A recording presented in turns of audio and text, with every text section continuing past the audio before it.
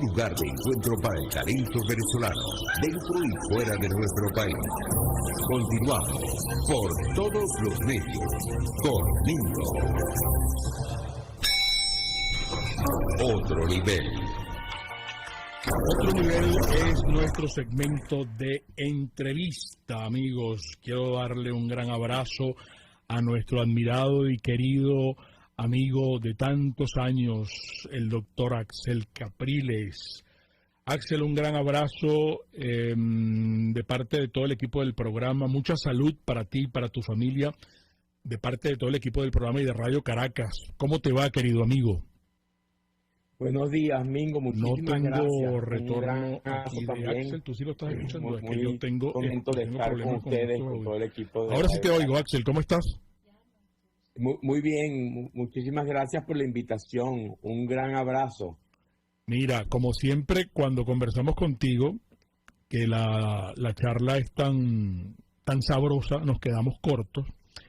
Nosotros hemos conversado después de la picardía del venezolano o el triunfo de Tío Conejo y hemos conversado sobre las fantasías de Juan Bimba, pero ahora nos estás regalando erotismo, vanidad, codicia y poder. Y eso se presentó creo que el jueves pasado en el Buscón del Trasnocho. Y aquí tengo el resumen porque tú nos presentas un ensayo sobre la forma en que la pasión, último misterio de la psique, condiciona la conducta humana. Y aquí hay un análisis inserto en tus investigaciones que detalla en 4 estaciones pasionales el erotismo, las razones por las que nos atrae lo exótico y diferente, el imán del polo opuesto, el poder patológico, no solo desde el punto de vista del que lo ejerce, sino de las masas cautivadas, el afán de acumular sin medida y el mundo de la vanidad reflejado en la pulsión de las redes sociales. ¡Qué bueno este resumen, querido amigo! Ayer estuve disfrutando parte, no lo pude terminar, Erika también lo compartimos, y queremos que tú mismo nos cuentes y desmenucemos este nuevo texto tuyo a nuestro auditorio. ¿Por dónde comenzamos? ¿Qué te motivó? Bueno, fíjate, tú estás hablando hace un momento, estaban ustedes allí conversando en la radio sobre el COVID, sobre la época del COVID y todo lo que... Pues ya son 2 años. Nosotros podríamos caracterizar esta época como la era del miedo en el siglo XXI. Han habido muchas eras del miedo, muchos periodos dominados por el miedo, pero no podemos dudar de que el miedo fue una emoción dominante e importante durante el 2020 y el 2021. Y esa era el miedo, esa emoción colectiva impuesta a la cual las personas reaccionaron de manera muy distinta y los países también reaccionaron, las sociedades, hubo unas que se las tomaron de una forma, otras de otra, causó mucha inseguridad, causó incertidumbre, aislamiento, muchos sentimientos de debilidad en la gente, dependencia, las poblaciones dependientes de los estados, obsesiones, había gente que estaba obsesionado, hay gente que se encerró por completo y no salía, no quería ver a nadie, se ponía 30 máscaras encima, gente que se lo tomaba ligero. Hubo muchísima manipulación política, los gobiernos y los estados aprovecharon el momento y la debilidad de la gente para tomar más poder y para ocupar más espacio en las naciones. Hubo una dominancia del pensamiento colectivo, del pensamiento de la falta de crítica individual, o sea, cosas muy tontas, ¿no? O sea, si una persona estaba sentada, podía quitarse la máscara porque estaba sentada pero si la persona que estaba al lado se quitaba la máscara, le paraban un lío y resulta que estaban a medio metro de otro, pero uno sí estaba perdido por una serie de normas ciegas que se impusieron. O sea, una serie de condiciones de la vida de estos 2 años impuestas por una emoción que se volvió dominante. Y de eso es lo que va a tratar el libro, de emociones y cuando esas emociones se constituyen en dominantes de la psique colectiva, del psiquismo, de la mente de las personas, en la forma de pasión. Cuando esas emociones dominan tu comportamiento, tu conducta y la conducta de tus compañeros, de tus congéneres y de las sociedades en general. Entonces, el libro comienza pues con un primer capítulo sobre emociones y pasiones, en que va a analizar la manera en que han sido vistas, entendidas y enfrentadas las emociones a lo largo de la historia occidental, fundamentalmente, ¿no? El foco fundamental del libro. Sí, hay un término que me llamó la atención, que es exotismo. Sí, bueno, la fascinación, la fascinación por lo raro, por lo extraño, por lo que está más allá, por lo que está más lejano, por lo que nos rompe la vida habitual y cotidiana. Y ese va a ser el ángulo en que le entré al erotismo, uno de los ángulos que le entré al erotismo, como una emoción, pues una pasión fundamental para el ser humano y que ha movido la vida de las personas durante toda la historia de la humanidad, y cómo esa pasión puede transformarse. Ahí lo que voy a tomar es por ejemplo, voy a analizar el erotismo oriental y cómo eso fue un móvil fundamental en la imaginación literaria y en la imaginación artística en el siglo XIX y principio del XX, y cómo sigue siendo una fuente fundamental en el erotismo, ¿no? El papel del viaje, de los viajes, en las relaciones entre las personas, en la atracción entre las personas. Pero también voy a entrar en el erotismo, en las deformaciones o en los cambios que está teniendo en la actualidad, donde se ve o se ocurre una sexualidad tan concreta, tan explícita, donde el contenido mucho más íntimo y mucho más subjetivo, más imaginativo de la erótica pierde sentido, porque se vuelve casi que un acto instintivo de tanto, y al mismo tiempo como toda esa pérdida, digamos, del componente imaginativo de la erótica está también teniendo consecuencias en la sexualidad, que vuelve toda esta locura contemporánea respecto a la identidad de género. Uh-huh. Y vemos fenómenos como los que se ve en Japón, o por lo menos relata la data que uno puede investigar, de que en Japón, que es uno de los países donde la pornografía es más abrumante, que está en todos los lados, donde hay mayor cantidad de empresas e iniciativas pornográficas, es un país donde cada día las personas están llegando más tarde y vírgenes al matrimonio, por ejemplo. Entonces tú ves esa serie de contrastes y entonces analizo pues la erótica desde esa perspectiva de lo exótico y la búsqueda de algo que está más allá de nosotros mismos, como la búsqueda de lo trascendente a través del cuerpo. Aquí te preguntan si hay diferencias entre emociones y pasiones, y me parece la pregunta muy pertinente y muy interesante, porque uno leyendo tu libro, en tu narrativa obligas a que uno regrese siempre al primer capítulo para buscar cosas nuevamente y entenderlas aún mejor, que en donde tú te centras precisamente en esto de emociones y pasiones. Erika te quería saludar también y tiene planteamientos para ti y de nuestro auditorio. Hola, ¿cómo están? Muchísimas gracias. Un gusto saludarle. Le están preguntando si usted cree que el chavismo ha logrado imponer la era del miedo durante durante los 22, casi 23 años que lleva en Venezuela. También le quería comentar que usted en el libro aborda la pasión, ¿no? La pasión como la abordaban los grandes pensadores y filósofos, como algo siempre vinculado con lo trágico. Incluso menciona cómo de pronto algunos personajes han aparecido para conducir las riendas de algún país, precisamente por la pasión que despiertan en los ciudadanos. ¿Usted podría explicarnos un poco más ese punto? Sí, tomo los puntos. Uno es La palabra pasión y emoción es inmensa, la cantidad de visiones, interpretaciones, definiciones. Imagínate, ha sido como el eje central de toda la historia del pensamiento. Y lo mismo la palabra razón, que nos referimos por razón, que es una razón, que es la racionalidad o la razón.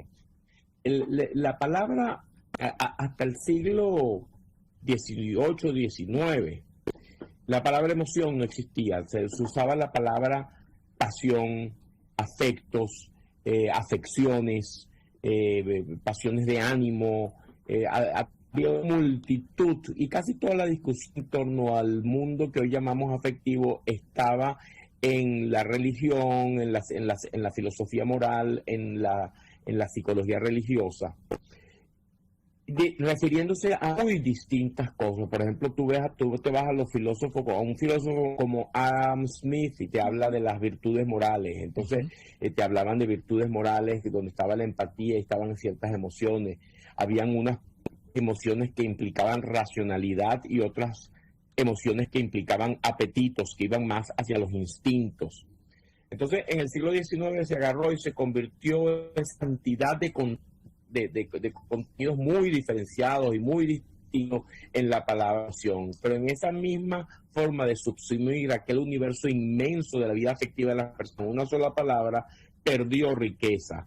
Y la palabra pasión se dejó de usar. Cuando yo estudié psicología, eso ni se mencionaba. Eso era como decir magia. Pues. Esa cosa que se llama la pasión, eso no se estudia en psicología. Sí. Nosotros estudiamos la puta. Sin embargo, uno veía que la gente se llevaba por pasiones. Un amigo que se enamoraba de una chama y locamente y dejaba la universidad. O un tipo que tenía la cosa política y que era por llegar a ser presidente del estudiante. Entonces yo decía, bueno, ¿cómo es esto de que en psicología no se estudia las pasiones? Entonces, la forma de ver hoy la pasión es un poco cuando hay una emoción particular que domina la geografía psíquica, que toma control de la personalidad, o que es un dominante, un motor central. Por ejemplo, estas personas que uno ve que está obsesionado con el dinero y lo único que piensa es dinero y trabaja y no sé qué, y hablan de dinero, van por una fiesta y se ponen a hablar de negocio, etcétera. Tú ves que ahí hay un control personal muy preciso, mientras que ellos pueden hablar de otras cosas, de su preocupación social y de la caridad y la preocupación por lo que la gente está sufriendo. O sea, hay cada personalidad, hay personas que lo ven. Eso por un lado.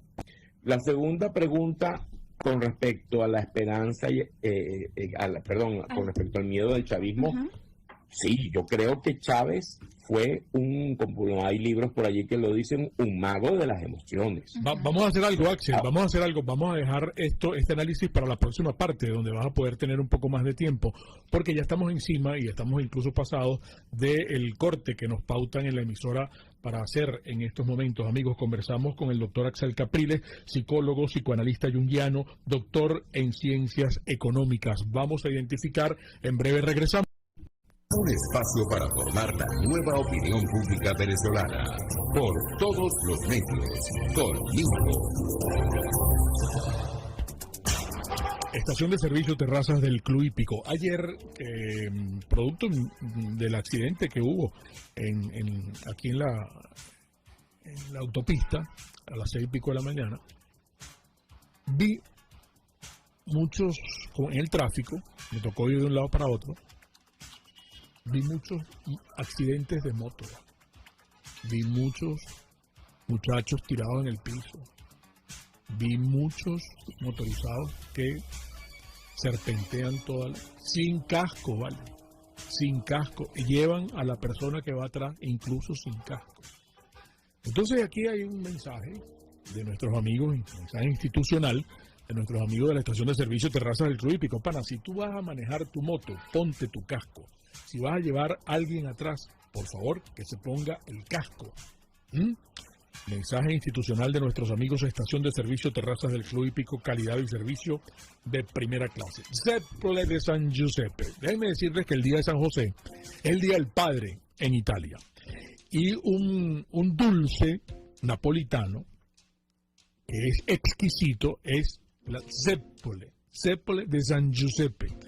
¡Wow! No sé si lo podemos mostrar. Yo quiero invitarlos, durante toda esta semana los voy a invitar, porque en la pastelería del Corso vamos a hacer una fiesta. Viernes, sábado y domingo. Viernes, sábado y domingo, porque es la única vez en el año que hacemos la Zeppole frito, porque todo el año lo tenemos horneado, ¿ok? Así que nos vemos el viernes, el sábado y el domingo en la fiesta de San José con Zeppole de San Giuseppe en la pastelería del Corso. Del Corso es la pastelería italiana por tradición y excelencia. Quiero mostrarte una Ford Explorer. Una Ford Explorer. Estoy hablando de Distasi Motors. Mis amigos de Distasi Motors están ofreciendo esta camioneta, amigos, que está para estrenar. Es una camioneta que está como nueva. Ustedes se ponen de acuerdo con ellos con relación al precio y a cómo la van a pagar, etcétera. Ustedes negocian con ellos, pero yo sí quiero ofrecérsela. En su Instagram, tanto en Distasi Motors como en Distasi Honda, ahí la tienen. Esa camioneta está espectacular, está como nueva, tiene cauchos nuevos además. Es del año 2011, es un clásico esa camioneta. Yo creo que la van a vender hoy. Así que apúrense porque allí en el Instagram la pueden ver cómo está por fuera y cómo está por dentro. De mis amigos de Distasi Motors, visítenlos no solamente en el Instagram, sino en los Palos Grandes. Distasi Motors es el concesionario y taller Honda de Venezuela en los Palos Grandes. Puedes seguirnos en nuestras redes sociales. En Twitter, @RCR750. La radio que se ve. RCR 750 AM. Porque lo bueno une. Un periodista espontáneo, frontal, observador, inconforme, con mucho que decir y escuchar. Regresamos por todos los medios conmigo. Qué bueno es siempre hablar con nuestro amigo el doctor Axel Capriles. Nosotros tenemos una cita esta tarde en el Trasnocho Cultural, en los Clásicos Trasnochos, porque vamos a ver una película de 1940 en los Clásicos Trasnochos, que es Las Uvas de la Ira, basada en la novela de ese mismo año, de 1940, de John Steinbeck. Pero Axel tiene otra cita distinta, porque van a presentar en el Buscón la obra reunida de Rafael López Pedraza. Y Axel va a tener derecho de palabra allí, va a presentar junto a otros dos importantes intelectuales esta obra, que creo que es una primera entrega, pues, ¿no?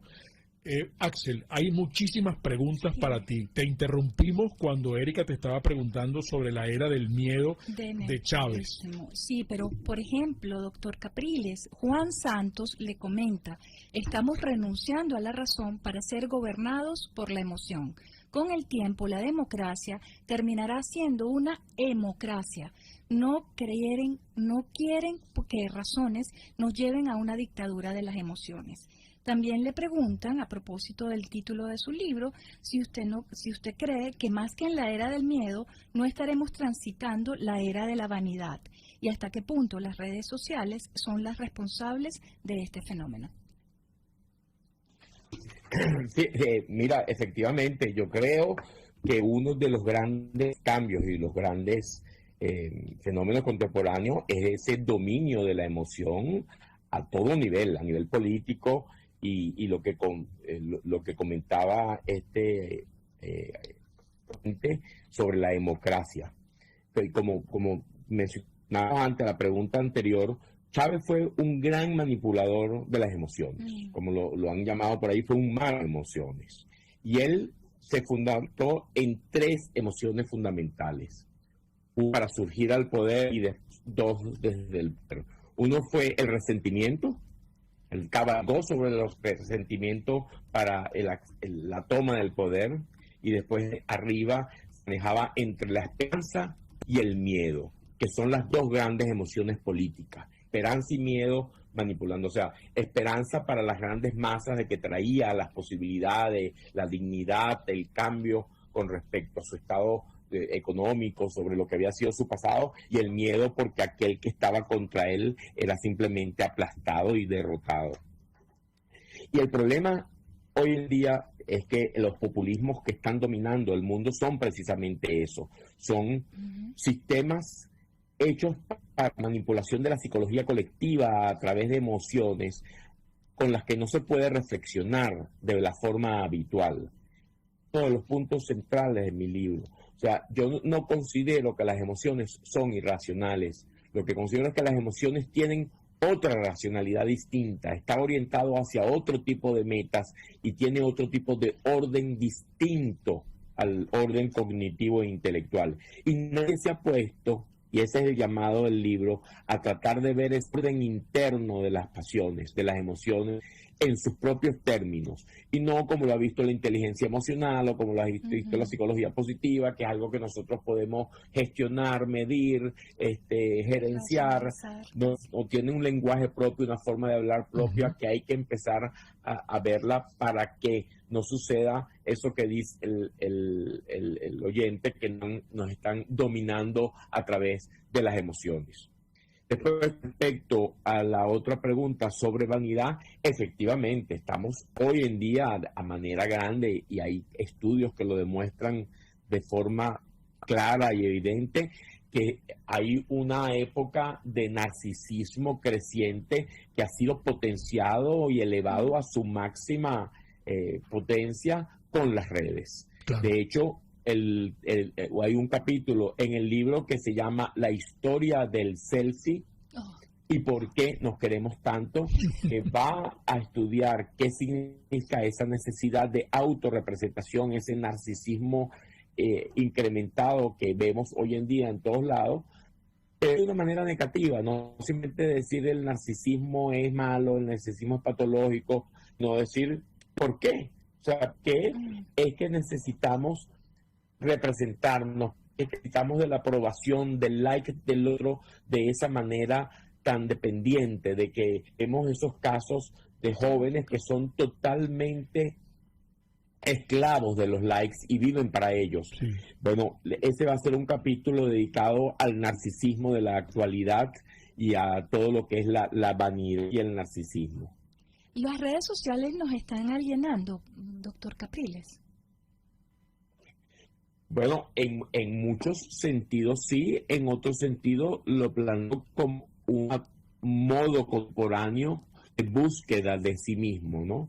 Por ejemplo, analizo en selfie con lo que podía ser el autorretrato en ciertos momentos de la historia del arte y en la búsqueda personal. Por ejemplo, en Rembrandt, con la cantidad de autorretratos que tiene sobre sí mismo como ensayo, pero sí encuentro que las redes sociales han convertido sumamente problemática la posibilidad de una conciencia y una reflexión individual, porque su mismo contexto lleva a una especie de erupción de emotividad. Hay una virulencia en las redes sociales que inhibe la posibilidad de un acercamiento más sosegado y más pensar las cosas, y por el otro lado hay una rapidez y una superficialidad que sí nos aliena de un pensamiento un poco más profundo y da lugar a todo este mundo de la posverdad, pues. O sea, basta que algo se diga en las redes para que se asuma como cierto y que se forme una polémica y resulta de repente es una difamación, de repente es algo que no existe y está influenciando de una manera distorsionada y se ha convertido pues en un campo de batalla prácticamente de la conquista emocional del otro.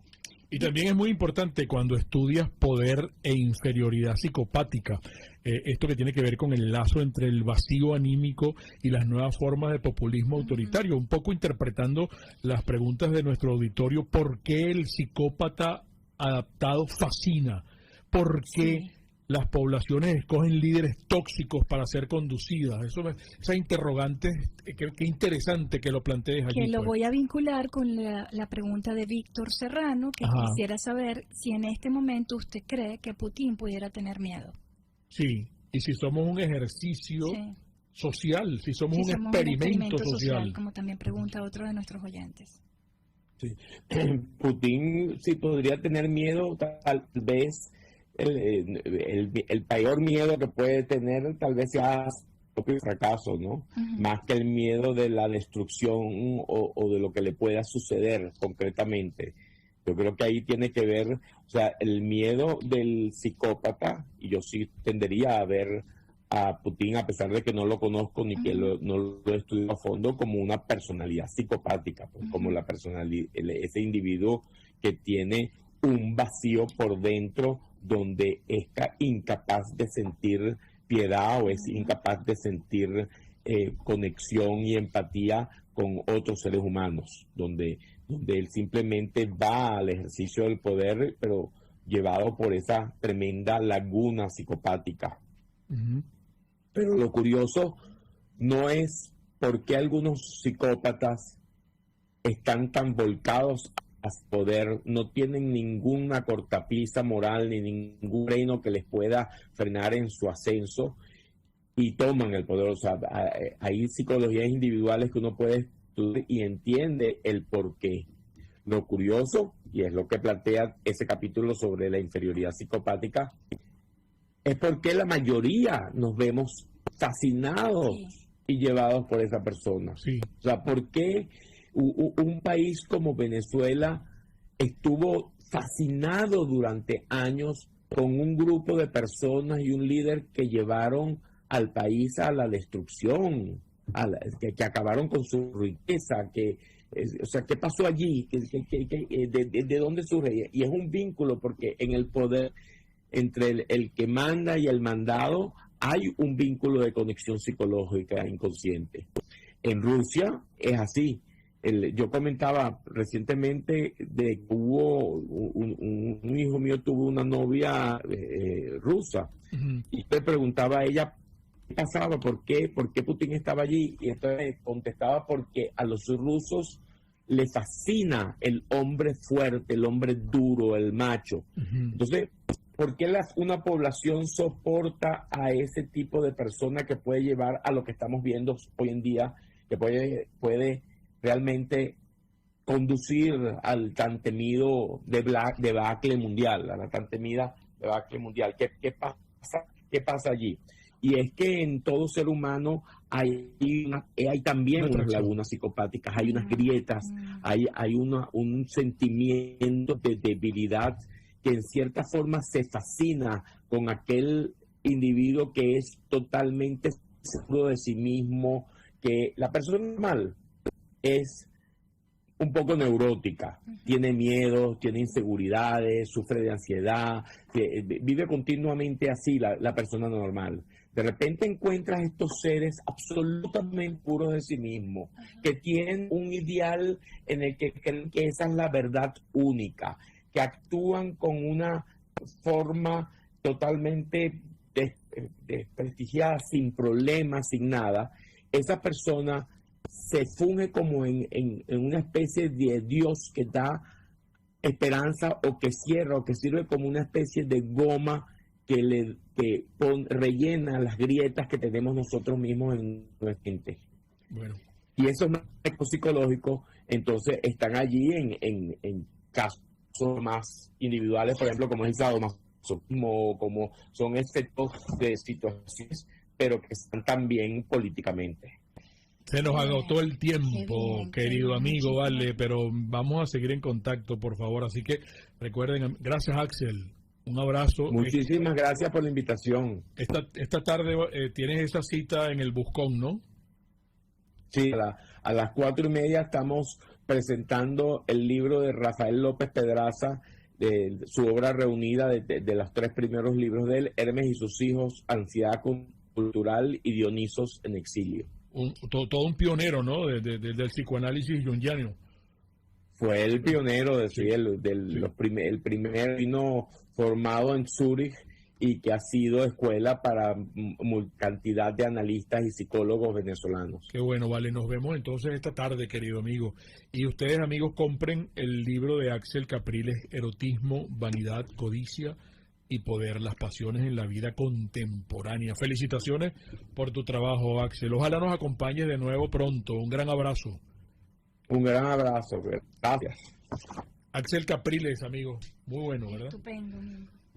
Recuerden las interpretaciones finales de todo lo conversado hoy acá de ustedes, amigos, y recuerden, el comunismo te quiebra las rodillas para que tengas que darle las gracias por las muletas. Hasta mañana. RCR presentó Por Todos los Medios con Lincoln.